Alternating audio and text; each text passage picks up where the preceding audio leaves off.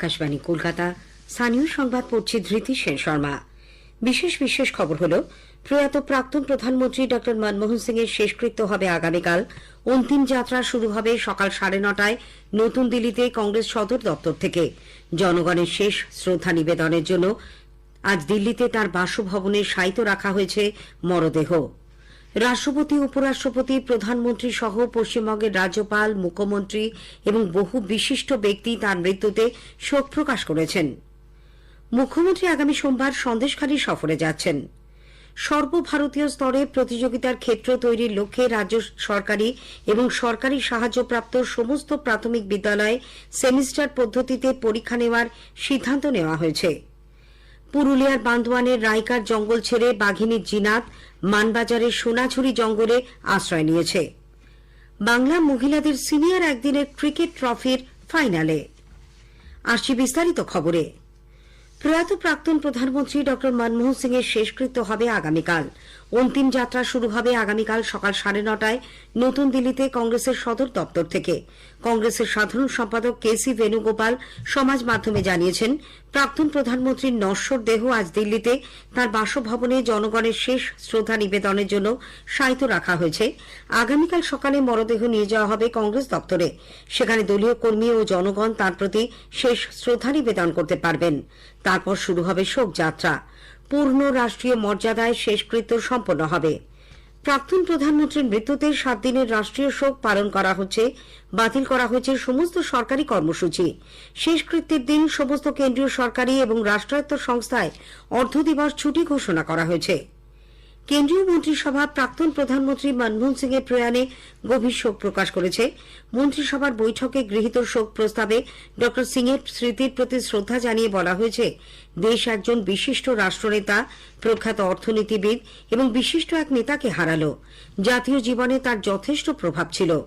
মনমোহন সিং এর স্মৃতিতে বৈঠকে 2 মিনিট নীরবতাও পালন করা হয়।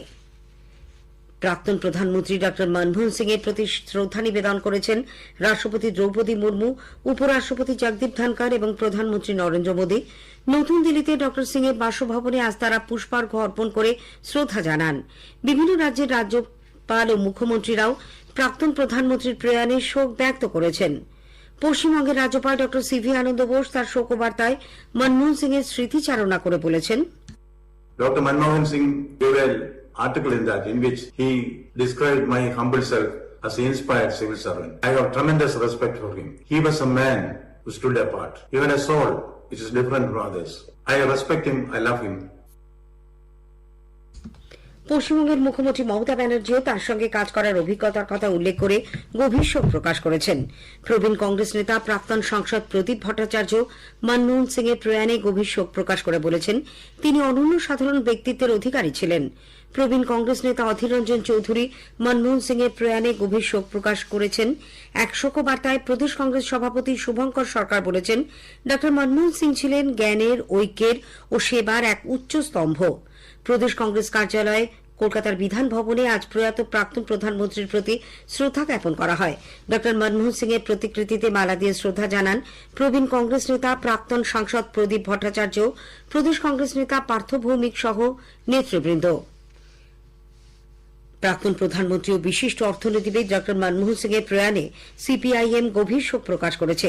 সিপিআইএম এর কোঅর্ডিনেটর প্রকাশ কারাত গভীর শোক প্রকাশ করে বলেন, প্রাক্তন প্রধানমন্ত্রী মনমোহন সিং ছিলেন ধর্মনিরপেক্ষ শক্তির প্রতি দায়বদ্ধ।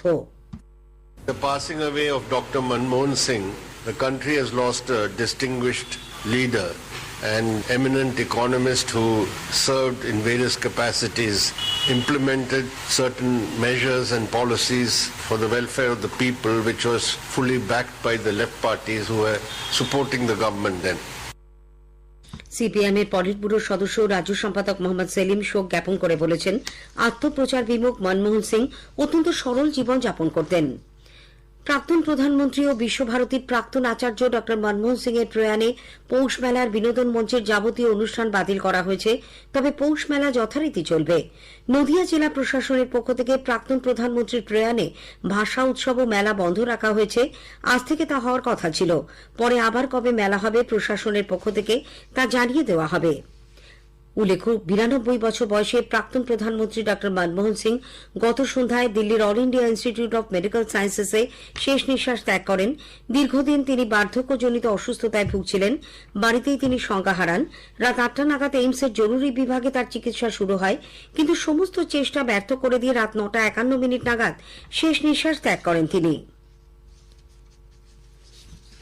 মুখ্যমন্ত্রী মমতা ব্যানার্জি আগামী সোমবার এ মাসের 30 তারিখ সন্দেশখালী যাচ্ছেন। দুপুরে সরকারি অনুষ্ঠান মঞ্চ থেকে বিভিন্ন সরকারি প্রকল্পে 20,000 উপভোক্তার হাতে সহায়তা প্রদানের সূচনা করবেন তিনি। মুখ্যমন্ত্রী সন্দেশখালী সফর রাজনৈতিক দিক থেকে তাৎপর্যপূর্ণ বলে মনে করা হচ্ছে। বিগত লোকসভা ভোট পর্বে ওই এলাকায় নারী নিগ্রহের অভিযোগ নিয়ে সর্বভারতীয় রাজনীতিতে যে আলোড়ন তৈরি হয়, তারপর এটি মুখ্যমন্ত্রীর প্রথম সন্দেশখালী সফর।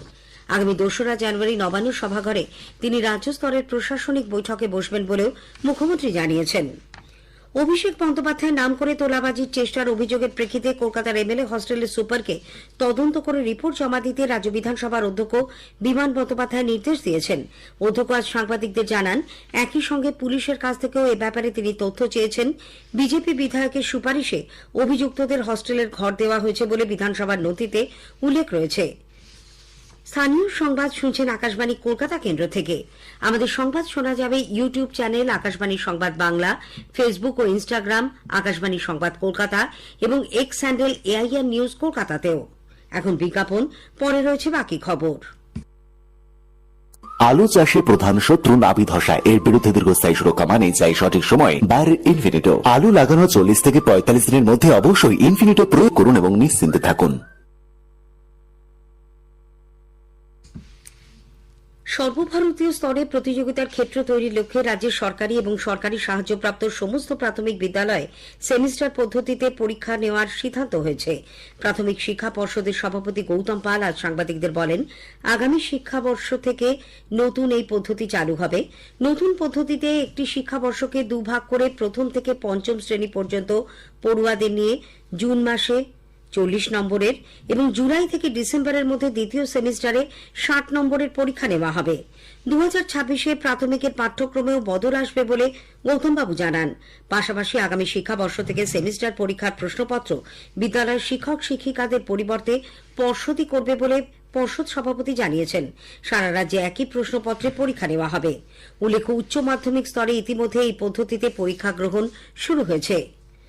যোগ্যতা ও মেধার ভিত্তিতে নিযুক্ত স্কুল সার্ভিস কমিশনের 2016 সালের প্যানেলে নিযুক্ত শিক্ষক ও শিক্ষাকর্মীদের বহাল রাখার দাবিতে আজ কয়েক হাজার শিক্ষক শিক্ষাকর্মী মিছিল করেন শিয়ালদা স্টেশন থেকে ধর্মতলা পর্যন্ত।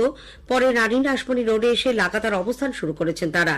প্রসঙ্গত এই প্যানেলের 25,753 জনের চাকরি বাতিল করেছে হাইকোর্ট গত 22 এপ্রিল।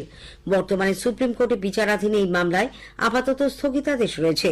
7 জানুয়ারি সুপ্রিম কোর্টে পরবর্তী শুনানি। মধ্যপ্রদেশে কাজ করতে গিয়ে মৃত্যু হয়েছে মালদার 3 পরিযায়ী শ্রমিকের। মালদার ইংলিশ বাজার ব্লকের অমৃতি গ্রাম পঞ্চায়েত এবং ফুলবাড়িয়া গ্রাম পঞ্চায়েত এলাকার বাসিন্দা আজমির মোমিন, সিন্টু মোমিন ও মোবারক নাদাব মধ্যপ্রদেশে কাজে যান। সেখানে বিদ্যুতের টাওয়ারে কাজ করার সময় তা ভেঙে তাদের মৃত্যু হয়।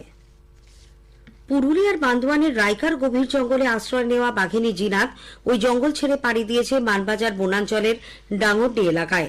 3 বছরের বাঘিনীটির এখন আশ্রয়স্থল সোনাঝুরির জঙ্গল।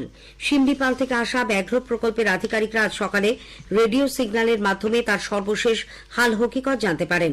বান্দোয়ানের তুলনায় এই অঞ্চলে জনবসতি বেশি হওয়ায় উদ্বিগ্ন বন দপ্তর ব্যাপক তৎপরতা শুরু করেছে।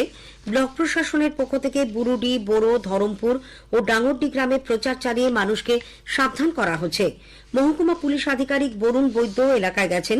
যে জায়গায় বাঘিনীটি রয়েছে, যুদ্ধকালীন তৎপরতায় সেখানে জাল দিয়ে ঘিরে দেওয়ার কাজ শুরু করেছেন বনকর্মীরা। এখনো পর্যন্ত 2.5 কিলোমিটারের মতো এলাকা জাল দিয়ে ঘেরা হয়েছে বলে আমাদের জেলার সংবাদদাতা জানাচ্ছেন। বর্ধমানের বুদবুদের দেবশলা ও কাঁকসা এলাকায় ধূসর নেকড়ে জাতীয় প্রাণী হেরলের হামলায় একটি শিশু সহ 15 জন গুরুতর আহত হয়েছেন। এদের প্রথমে পানাগড় ব্লক হাসপাতালে ভর্তি করা হয়। পরে সেখান থেকে 11 জনকে দুর্গাপুর মহকুমা হাসপাতাল ও শিশুটিকে বর্ধমান মেডিকেল কলেজ হাসপাতালে পাঠানো হয়েছে।